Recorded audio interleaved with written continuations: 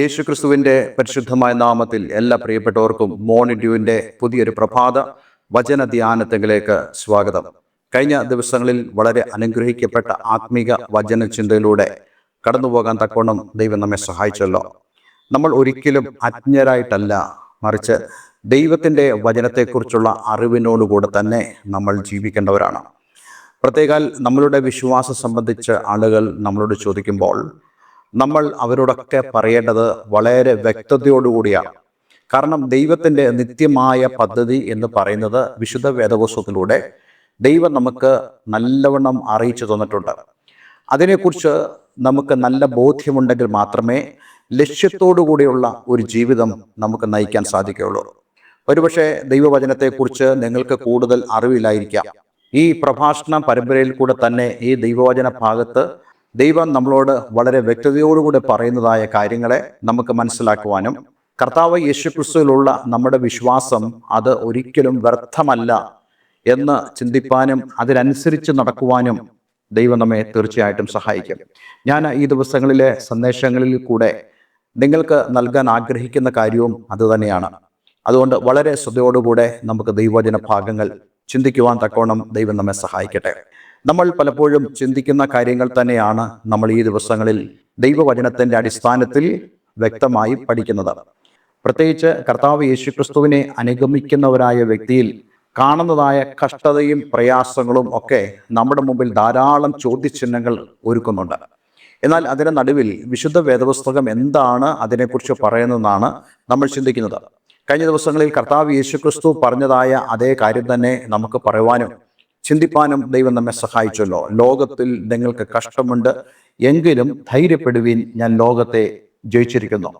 നമ്മുടെ ഈ ജീവിതത്തിൽ കഷ്ടത അനിവാര്യമായ ഒന്നാണെന്നും എന്നാൽ ആ കഷ്ടതയുടെ നടുവിലൂടെ നമുക്ക് ജയം പ്രാപിക്കാൻ കഴിയുമെന്നും ദൈവത്തിൻ്റെ വചനത്തിലൂടെ നമുക്ക് ബോധ്യമാകുവാൻ തക്കോണം ഇടയായി തീർന്നല്ലോ. കഴിഞ്ഞ ദിവസങ്ങളിൽ നമ്മൾ വായിച്ചതായ വാക്യം അതേ റോമാലേഖനം 8-ാം അധ്യായം അതിൻ്റെ 18-ാമത്തെ വാക്യമായിരുന്നു. നമ്മിൽ വെളിപ്പെടുവാനുള്ള തേജസ് വിചാരിച്ചാൽ ഈ കാലത്തിലെ കഷ്ടങ്ങൾ സാരമില്ല എന്ന് ഞാൻ എണ്ണുന്നു. അപ്പോസ്തലനായ പൗലോസിനെ സംബന്ധിച്ചിടത്തോളം താൻ പറയുന്നത് താൻ നമ്മളൊക്കെ സഹിച്ചതായ അല്ലെങ്കിൽ ഇനി സഹിക്കാൻ പോകുന്ന കഷ്ടങ്ങളെക്കാൾ കൂടുതൽ സഹിച്ചതായ ഒരു വ്യക്തിയാണ്. അപ്പോസ്തലനായ പൗലോസിന് വിദ്യാഭ്യാസം ഇല്ലാഞ്ഞിട്ടല്ല, അപ്പോസ്തലനായ പൗലോസിന് ആഢ്യത്വമോ കുടുംബ പാരമ്പര്യമോ ഇല്ലാഞ്ഞിട്ടല്ല, മറിച്ച് താൻ ദർശിച്ചതായ കർത്താവിനെ, അതേ തൻ്റെ ജീവിതത്തിൻ്റെ എല്ലാമായ ആ ഒരു വിശ്വാസത്തെയും കുറിച്ച് കൂടുതൽ മനസ്സിലാക്കിയതായ പൗലോസ് നേരിടുന്നതായ പ്രശ്നങ്ങളെ അത് സ്വാഭാവികമായി കണ്ടുകൊണ്ട്, എന്നാൽ അതിനേക്കാൾ ഉപരിയായിട്ട് ലഭിക്കാൻ പോകുന്ന ആ തേജസ്, ദൈവം കൊടുക്കാൻ പോകുന്ന ആ മഹിമ, അതേ ലഭിക്കാൻ പോകുന്നതായ ആ നിത്യതയെക്കുറിച്ചുള്ള ദർശനം, അവയൊക്കെ തട്ടിച്ചു നോക്കുമ്പോൾ ഈ കാലത്തിലെ കഷ്ടങ്ങൾ സാരമില്ല എന്ന് എണ്ണുവാൻ അപ്പോസ്തലനായ പൗലോസിന് കഴിയുന്നു.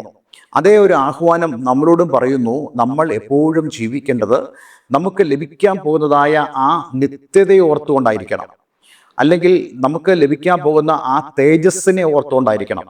ഞാൻ കഴിഞ്ഞ ദിവസങ്ങളൊക്കെ തേജസ് എന്നുള്ള വിഷയത്തെക്കുറിച്ച് പറയുകയുണ്ടായി. തേജസ് എന്ന് പറയുന്നത് നമ്മൾ ഈ ഭൂമിയിൽ അല്പകാലത്തേക്ക് മാത്രമേ ഉള്ളൂ. അതെ, 70, 80 അല്ല 90 ഒക്കെ നമ്മൾ പോകുമായിരിക്കാം. പക്ഷേ അപ്പോഴെല്ലാം നമ്മൾ മനസ്സിലാക്കേണ്ട ഒരു കാര്യമുണ്ട്. പുതിയ ഒന്ന് എനിക്ക് വേണ്ടി സംഭവിക്കാൻ പോകുകയാണ്. ആ പുതിയത് എന്ന് പറയുന്നത് കണ്ണുനീരില്ലാത്ത, ദുഃഖമില്ലാത്ത, നെടുവീർപ്പുകളില്ലാത്ത ഒരു പുതിയ ലോകത്തിലേക്ക്, അത് നിത്യതയിലേക്ക്, ദൈവത്തോടൊപ്പമുള്ള ഒരു ജീവിതത്തിലേക്ക് ഞാൻ പ്രവേശിക്കാൻ പോകുകയാണ്. ആ ഒരു ജീവിതമാണ് നമ്മുടെ തേജസ്കരണം എന്ന് പറയുന്നത്. അത് എബ്രായ ലേഖനത്തിൽ നമ്മൾ വായിക്കുന്നുണ്ട്, അനേക പുത്രന്മാരെ തേജസ്സിലേക്ക് നയിക്കുമ്പോൾ. അപ്പോൾ ദൈവം എന്താണ് ചെയ്യുന്നത്? നമ്മെ തേജസ്സിലേക്ക് കൊണ്ടുപോകാനാണ് ആഗ്രഹിക്കുന്നത്. എന്നാൽ പലപ്പോഴും അനേക ആളുകൾ ചിന്തിക്കുന്നത് ഈ ലോകത്തിൽ തന്നെ സുഭിക്ഷമായും സുഖത്തോടെയും സുഖലോലുപതരായും ജീവിക്കണമെന്നുള്ളതാണ്. പലരും ചിന്തിക്കുന്നത് ഈ ലോകത്തിലാണ് എല്ലാം ലഭിക്കുന്നത്. അങ്ങനെയല്ല. ഈ ലോകത്തെ വെറുത്ത്, ഈ ലോകത്തിൻ്റെ പാപത്തെയും വെറുത്ത് നമ്മൾ മുന്നോട്ട് പോയെങ്കിൽ മാത്രമേ ഈ തേജസ്സിനെ നമുക്ക് അനുഭവിക്കാൻ കഴിയത്തുള്ളൂ. അതുമായി ബന്ധപ്പെട്ട ചിന്ത തന്നെയാണ് നമ്മൾ ഇന്ന് ചിന്തിക്കാൻ ആരംഭിക്കുന്നത്. അതേ റോമലേഖനം 8-ാം അധ്യായം അതിൻ്റെ 19-ാമത്തെ വാക്യമാണ് നമ്മൾ വായിക്കുന്നത്. സൃഷ്ടി ദൈവപുത്രന്മാരുടെ വെളിപ്പാടിനെ ആകാംക്ഷയോടെ കാത്തിരിക്കുന്നു. സൃഷ്ടി ദൈവപുത്രന്മാരുടെ വെളിപ്പാടിനെ. എന്താണ് സൃഷ്ടി ദൈവപുത്രന്മാരുടെ വെളിപ്പാടിനെ എന്ന് പറയുന്നത്?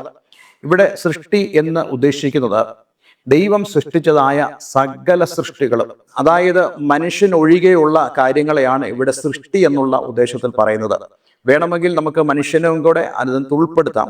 പക്ഷേ ഇവിടെ ഉദ്ദേശിക്കുന്നത് സൃഷ്ടി എന്ന് പറയുന്നത് മനുഷ്യൻ കൂടാതെയുള്ള സകല സൃഷ്ടികളും.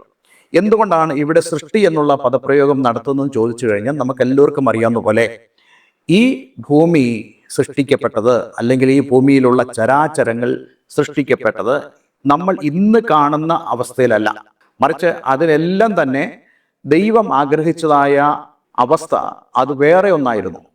അങ്ങനെ തന്നെ ആയിരുന്നു ഈ ലോകത്തിൻ്റെ തുടക്കവും. നമുക്ക് ഉൽപ്പത്തി പുസ്തകത്തിൽ കാണാൻ കഴിയുന്നുണ്ട്, ആദമും ഹവയും നമ്മുടെ ആദ്യ മാതാപിതാക്കന്മാർ, അവർ ദൈവം ഉണ്ടാക്കിയതായ ആ സൃഷ്ടികളുടെ എല്ലാം തന്നെ ഒരു സംഗമ ഭൂമി എന്നവണ്ണം ഏദൻ തോട്ടത്തെ കാണാൻ കഴിയുന്നുണ്ട്. അവിടെ മൃഗങ്ങൾ മനുഷ്യനുമായി ഇണങ്ങി ജീവിക്കുന്നത്, തമ്മിൽ തമ്മിൽ ആക്രമിക്കാത്തതായ അവസ്ഥയിൽ, അതേ സൃഷ്ടികളെല്ലാം പരസ്പരം യോജിച്ച് മുന്നോട്ട് പോകുന്നതായ അവസ്ഥ, വളരെ മനോഹരമായ കാലാവസ്ഥ, അങ്ങനെ എല്ലാം തന്നെ ആ ആദ്യ തോട്ടത്തിൽ നമുക്ക് കാണാൻ കഴിയുന്നുണ്ട്. പക്ഷേ മനുഷ്യന്റെ പാപമാണ് സകലതിനും വ്യത്യാസം കുറിച്ചത്. മനുഷ്യന്റെ പാപനിമിത്തം എന്ത് സംഭവിച്ചുവെന്ന് നമുക്ക് വിശുദ്ധ വേദപുസ്തകത്തിൽ കാണാൻ കഴിയുന്നുണ്ട്. ഈ ഭൂമി ശപിക്കപ്പെട്ടതായിട്ട് മാറി. മനുഷ്യൻ വിയർപ്പൊഴുക്കി അവൻ ആഹാരം കഴിക്കണമെന്നുള്ള നിലയിലേക്ക് ദൈവം അവനെ കൊണ്ടുവന്നു. അധ്വാനിക്കാതെ അവന് ഭക്ഷണം കഴിക്കാൻ കഴിയത്തില്ല. അതേപോലെ തന്നെ ഭൂമിയുടെ വിളവിൻ്റെ ആ അനുഭവങ്ങൾ കുറഞ്ഞു പോകുന്ന തലത്തിലേക്ക് ദൈവത്തിൻ്റെ ശാപം ഈ ഭൂമിയിലേക്ക് കടന്നു വരാനിടയായി തീർന്നു. അങ്ങനെയാണെങ്കിൽ മനുഷ്യന്റെ പാപനിമിത്തം ഈ ഭൂമി മുഴുവനും ശപിക്കപ്പെട്ടിരിക്കുന്നു. നമുക്കെല്ലാവർക്കും അറിയാം, ഓരോ ദിവസങ്ങൾ ചെല്ലും തോറും മനുഷ്യന്റെ പാപം പെരുകും തോറും ഈ ഭൂമിയുടെ അവസ്ഥയ്ക്കും വ്യത്യാസം വന്നുകൊണ്ടിരിക്കുക. ഈ ദിവസങ്ങളൊക്കെ കേരളമൊക്കെ വളരെ കടുത്ത ചൂടിനെയല്ലേ നമ്മൾ നേരിടുന്നത്. ഇത് ആദ്യമായിട്ടാണ് നമ്മൾ ഇത്രയും ചൂടിനെ അഭിമുഖീകരിക്കുന്നത്. എന്തുകൊണ്ടാണ് ഇങ്ങനെയൊക്കെ സംഭവിക്കുന്നത്? മനുഷ്യന്റെ പാപം പെരുകുമ്പോൾ തന്നെ ഇങ്ങനെയുള്ള കാര്യങ്ങളും ലോകത്ത് വർദ്ധിച്ചുകൊണ്ടിരിക്കുന്ന ഒരു കാലഘട്ടത്തിലാണ് നമ്മൾ ജീവിക്കുന്നത്. നോക്കൂ, ഇതെല്ലാം തന്നെ മനുഷ്യന്റെ പാപനിമിത്തം സംഭവിക്കുന്നതായ കാര്യങ്ങളാണ്. അതുകൊണ്ട് ഈ സൃഷ്ടി, അതെ, അവയ്ക്കും അവയുടേതായിട്ടുള്ള ജീവനുണ്ട്, അവയുടേതായിട്ടുള്ള പദ്ധതികളുണ്ട്, അവയുടേതായിട്ടുള്ള കാര്യങ്ങളൊക്കെ അതിനുണ്ടല്ലോ. അത് എന്ത് ചെയ്യുന്നു എന്നാണ് ഇവിടെ പറയുന്നത്. സൃഷ്ടി ദൈവപുത്രന്മാരുടെ വെളിപ്പാടിനെ ആകാംക്ഷയോടെ കാത്തിരിക്കുന്നു. അതായത് ദൈവപുത്രന്മാർ, അതായത് കർത്താവ് യേശുക്രിസ്തുവിൽ വിശ്വസിക്കുന്നവരായ ആളുകൾ, അവർ തേജസ്സിലേക്ക് കടന്നു വരുമ്പോൾ സകലവും പുതുതാക്കപ്പെടും എന്നുള്ളതായ വചനം വിശുദ്ധ വേദപുസ്തകത്തിലുണ്ട്. അതേ, പുതിയ ആകാശവും പുതിയ ഭൂമിയും എന്നുള്ളതായ ദൈവവചനത്തിൻ്റെ ആ ഒരു വാഗ്ദത്തം അത് സൃഷ്ടിക്കും ബോധ്യമുള്ള കാര്യമാണ് എന്ന നിലയിലാണ് അപ്പോസ്തലനായ പൗലോസ് ഈ റോമാലേഖനത്തിൽ സൃഷ്ടി ദൈവപുത്രന്മാരുടെ വെളിപ്പാടിനെ ആകാംക്ഷയോടെ കാത്തിരിക്കുന്നു എന്ന് പറയുന്നത്. നോക്കൂ, നമ്മുടെയൊക്കെ ഭവനത്തിൽ ധാരാളം ഉപകരണങ്ങളുണ്ട്. ഫ്രിഡ്ജ്, വാഷിംഗ് മെഷീന് തുടങ്ങിയതായ അനേകം നല്ല ഉപകരണങ്ങൾ നമ്മുടെ അനുദിന ജീവിതത്തിൽ നമ്മെ സഹായിക്കുന്നതായ കാര്യങ്ങൾ. എന്നാൽ അവ നമ്മളൊരു 5, 8 അല്ലെങ്കിൽ 10 വർഷമൊക്കെ ഉപയോഗിച്ചിട്ട് അതിൻ്റെ ഏതെങ്കിലും പ്രവർത്തന മേഖലകളിൽ ഒരു കുറവ് സംഭവിക്കുമ്പോൾ നമ്മൾ എന്താ ചിന്തിക്കുന്നത്? അതെ, ഞാൻ പുതിയൊരു റെഫ്രിജറേറ്റർ വാങ്ങേണ്ട സമയമായിരിക്കുന്നു, അല്ലെങ്കിൽ പുതിയൊരു വാഷിംഗ് മെഷീൻ ഞാൻ വാങ്ങിക്കേണ്ട സമയമായിരിക്കുന്നു, അല്ലെങ്കിൽ വാഹനമാകട്ടെ പുതിയൊരു വാഹനത്തിലേക്ക് ഞാൻ കടക്കേണ്ടതാകുന്നു എന്നൊക്കെ നമ്മൾ ചിന്തിക്കത്തില്ലേ? അതേപോലെ തന്നെ സൃഷ്ടിയുടെ ഫലങ്ങൾ കുറഞ്ഞു വരുമ്പോൾ, അതിൻ്റെ അനുഭവങ്ങൾ കുറഞ്ഞു വരുമ്പോൾ അവ ചിന്തിക്കുന്നു, ഞങ്ങൾ പുതുതാക്കപ്പെടുന്ന ഒരു നാഴികയിലേക്ക് കടന്നു വന്നിരിക്കുന്നു. ഇതിനെക്കുറിച്ച് വിശുദ്ധ ബൈബിളിൽ പറയുന്നതായ അനേക പദപ്രയോഗങ്ങളുണ്ട്. അതിലൊന്നാണ് ഞാനിന്ന് നിങ്ങളുമായി പങ്കിടുവാൻ ആഗ്രഹിക്കുന്നത്. മത്തായിയുടെ സുവിശേഷം 24-ാം അധ്യായം അതിൻ്റെ 6 മുതൽ 8 വരെയുള്ള വേദഭാഗങ്ങൾ. നിങ്ങൾ യുദ്ധങ്ങളെയും യുദ്ധശ്രുതികളെയും കുറിച്ച് കേൾക്കും, ചഞ്ചലപ്പെടാതിരിപ്പാൻ സൂക്ഷിച്ചുകൊള്ളുവീൻ. അത് സംഭവിക്കേണ്ടത് തന്നെ, എന്നാൽ അത് അവസാനമല്ല. ജാതി ജാതിയോടും രാജ്യം രാജ്യത്തോടും എതിർക്കും, ക്ഷാമവും ഭൂകമ്പവും അവിടെ ഉണ്ടാകും. എങ്കിലും ഇതൊക്കെയും ഈറ്റുനോവിൻ്റെ ആരംഭം അത്രേ. ഡെത്ത് പാങ്സ് എന്നാണ് ഇംഗ്ലീഷിൽ കൊടുത്തിരിക്കുന്നത്. ഡെത്ത് പാങ്സ് ഉണ്ട്, എന്നാൽ ഇത് ഡെത്ത് പാങ്സ് അല്ല, മരണവേദനയല്ല, മറിച്ച് ഇത് ഈറ്റുനോവാണ്, പ്രസവവേദന എന്ന് വിശുദ്ധ ബൈബിളിൽ നമുക്ക് മറ്റു ഭാഗങ്ങളിൽ കാണാൻ കഴിയുന്നുണ്ട്.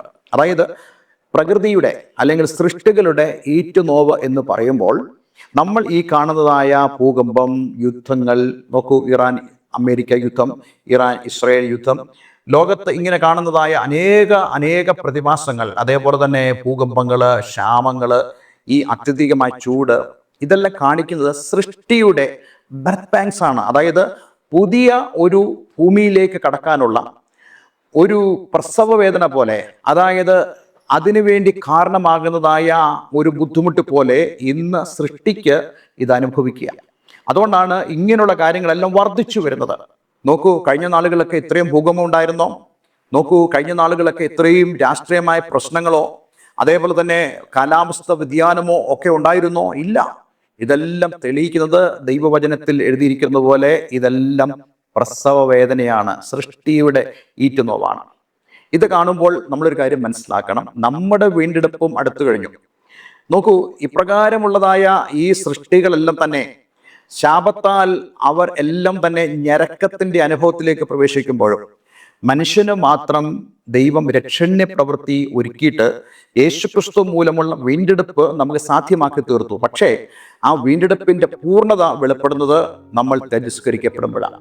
അതുകൊണ്ട് ഇന്ന് എന്നെ കേൾക്കുന്ന പ്രിയമുള്ളവരെ, ഈ ലോകത്തിൽ നമ്മൾ ചുറ്റും നോക്കുമ്പോൾ കാണുന്നതായ ഇപ്രകാരമുള്ള ഈ ഈറ്റുനോവുകൾ എല്ലാം തന്നെ സൂചിപ്പിക്കുന്നത് നമ്മളുടെ വീണ്ടെടുപ്പിന് സമയം അടുത്തു എന്നുള്ളതാണ്. പക്ഷേ നിങ്ങൾ വീണ്ടെടുക്കപ്പെടണമെങ്കിൽ അതെ, കർത്താവ് യേശുക്രിസ്തുവിനെ രക്ഷകനും കർത്താവും ദൈവവുമായി സ്വീകരിക്കുകയും ദൈവവചനപ്രകാരം ജീവിച്ചെങ്കിൽ മാത്രമേ അത് സംഭവിക്കുകയുള്ളൂ. അതുകൊണ്ട് ഇന്ന് ഈ വചനത്തിനു മുമ്പാകെ നമുക്ക് നമ്മളെ തന്നെ ദൈവരങ്ങളിലേക്ക് ഏൽപ്പിക്കാം. അടുത്ത ദിവസം ഇതിൻ്റെ ബാക്കിയായിട്ടുള്ള ചിന്ത നമ്മൾ ഷെയർ ചെയ്യുന്നതാണ്. ഒരു നിമിഷം പ്രാർത്ഥിക്കാം. സ്വർഗീയ പിതാവേ, ഇന്ന് ഞങ്ങളെ കേൾപ്പിച്ച വളരെ മനോഹരമായ സന്ദേശത്തിനായി സ്തോത്രം. ഈ വചനം കേട്ട ഏവരെയും ഞാൻ യേശുവിൻ്റെ നാമത്തിൽ അനുഗ്രഹിക്കുന്നു.